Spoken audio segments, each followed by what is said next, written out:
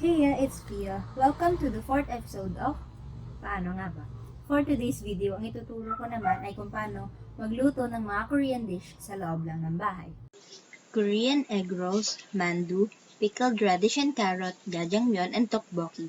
Korean-inspired food made of Filipino ingredients. Ang unang side dish ay ang pickled carrot and radish. Ang kailangan nating ingredients ay of course ang carrot at ang labanos. Balatan muna yung dalawa. Sa mga bata o di pa sanay magbalat, pwedeng magpatulong sa mga nakakatanda o sa sanay na. In my case, si mama. Mag-ingat sa paggamit ng kutsilyo at dapat di makapal yung laman na nasasama. Pagkatapos mabalatan, gagamit tayo ng slicer para mahiwa ng pahaba-haba at manipis-nipis yung carrots. At ito ay mas masarap na pag kinain.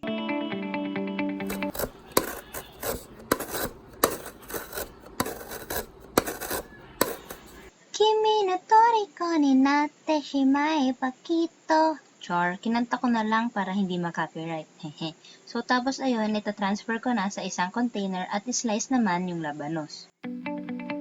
Same lang din, manipis-nipis and pahaba-haba. Kanowatsu wa jujitsu no moto, uwasa no dreamin ga wasuru ni naide. Charot lang uli. Pagkatapos, lagay mo na din sa hiwalay na container. Ang iba pang need ay ang suka, water, container, sugar, and salt, pati yung mga nahiwa mo ng carrots and pickled radish. Add 1 cup of water, 1/4 cup vinegar, 2 tablespoons sugar,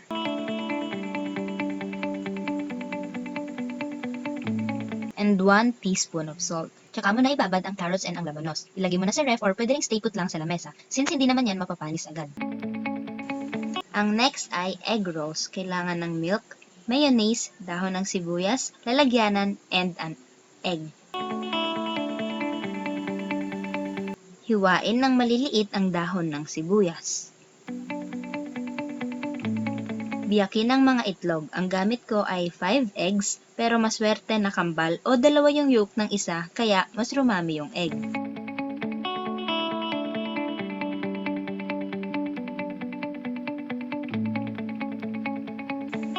Lagyan na ng mayonnaise para mas fluffy at asin naman to taste.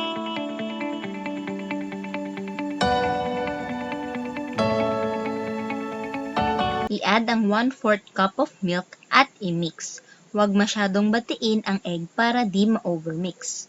Tsaka lagyan ng hiniwang dahon ng onion. Pwede ka rin magdagdag ng carrots kung gusto mo. At prituhin na. Dahan-dahan sa paglagay ng itlog by layer at ikutin mo ang itlog. Kaya nga ito tinawag na roll eh.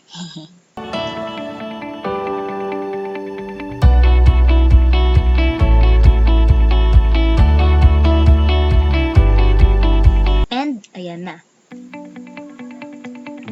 Ang next natin ay ang tteokbokki or spicy rice cake. Ang kailangan natin ay sticky rice flour, water, and salt. Add 2 cups of sticky rice flour. Add 1 tablespoon of salt. And dahan-dahan maglagay ng 1/4 cup of water at saka haluin.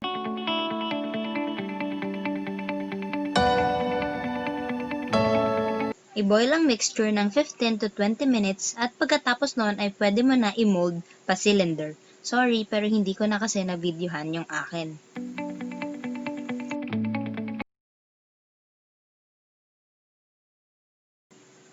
Para sa sauce, ang kailangan natin ay sugar, oyster sauce, chili powder, 1 cup water, white onion, and onion leaves. Una, i-dissolve ang chili powder sa tubig. Pwede ka rin gumamit ng chili paste para malabnaw na agad.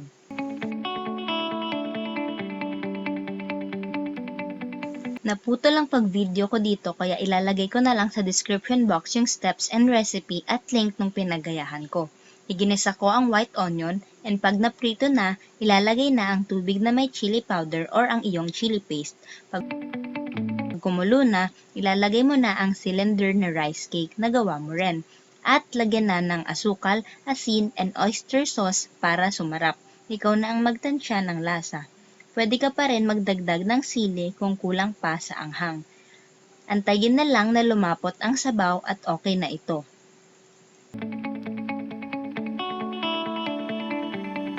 Lagyan natin ng dahon ng sibuyas na toppings para may effect. And ayan na, tapos na siya.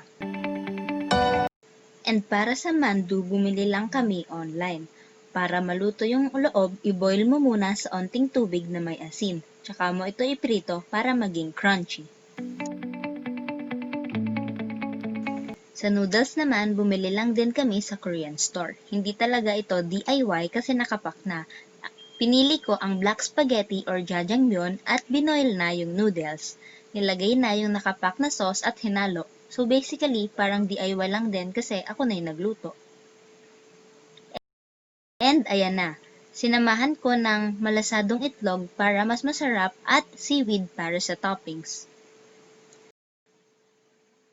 All in all, ang Korean food na meron ako ay ang sausages, potato marbles, egg rolls, jjangmyeon, tteokbokki, mochi, mandu, pickled carrots and radish, cheese, kimchi, and So that's it for the 4th episode of Paano Nga Ba? Magluto ng Korean side dishes sa bahay na hindi kailangan lumabas gamit lang ang mga ingredients na mahanap dito sa Pilipinas. But before I end this video, I'd like to share why I chose diversity as its title. If you have noticed that my previous post is Korean related too, but honestly, I'm not a big K-pop fan. I enjoy listening to their music and watching them dance to their music and perform their MTVs live. What I'm really a big fan of is One Direction, but since they're on hiatus, I decided to do some fangirling some K-pop girl and boy groups. And that's okay, you can stand BTS and at the same time be a fan of Zayn Malik, right? Let's embrace the diversity of fangirls and boys today. It's not 2012 where we enjoy fan wars and bashing each other's idol on Twitter or even on Facebook. It's just too toxic. It's already 2020 and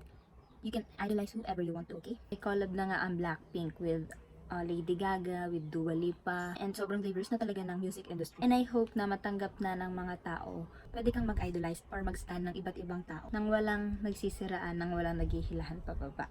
Support natin kung ano yung gusto natin. You can also support OPM or kung gusto mo ng mga pop, ng rock music, go. It's cool. Makinig ka kung saan mo gusto. Anyway, I've been into K-dramas lately then and that's why I crave Korean food and decided to cook them by myself today. Stay tuned for my next vlog which is a mukbang of all the dishes that I prepared here in this video. Don't forget to like, comment, and subscribe to my channel and click the notification bell para ma-notify kayo ng mga next uploads ko. And remember to keep the world full of sugar and spice and everything else.